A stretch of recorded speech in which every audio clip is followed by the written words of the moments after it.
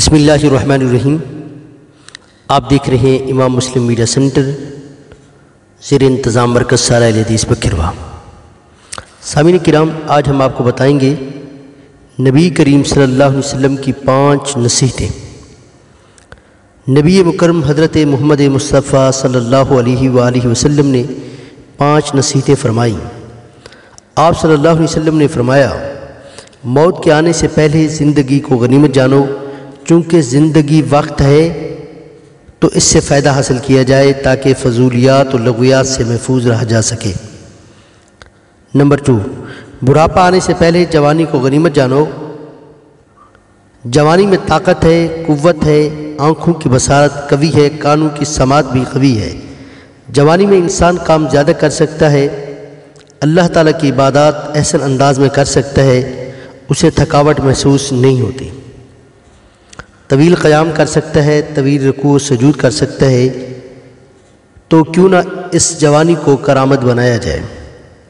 جب بڑھاپا آ جاتا ہے تو انسان کے اعضاء کمزور پڑنے لگ جاتے ہیں، حافظہ کمزور ہونے لگ جاتا ہے۔ ایک مفسر قرآن صادق خلیل گزرے ہیں، وہ تفسیر کاپیوں پر لکھتے تھے، ایک کاپی ختم ہو جاتی تو دوسری کاپی پر لکھنے لگ جاتے۔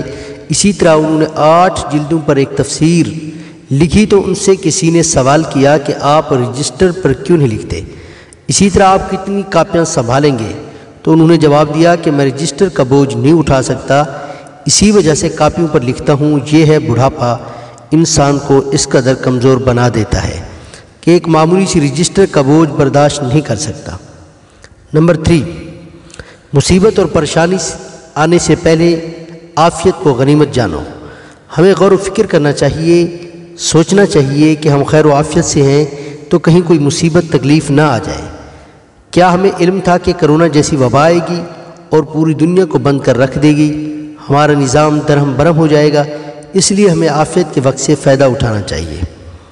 نمبر 4، صحت سے فائدہ اٹھاؤ بیماری آنے سے پہلے کیونکہ جب انسان بیمار ہوتا ہے تو اسے دنیا کی ہر نعمت بے مزہ و بے ذائقہ لگتی ہے، اسے ہر عمدہ سے عمدہ چیز بھی بیکار معلوم ہوتی ہے، اس لیے ہمیں صحت کی حالت میں اللہ کا شکر ادا کرنا چاہیے۔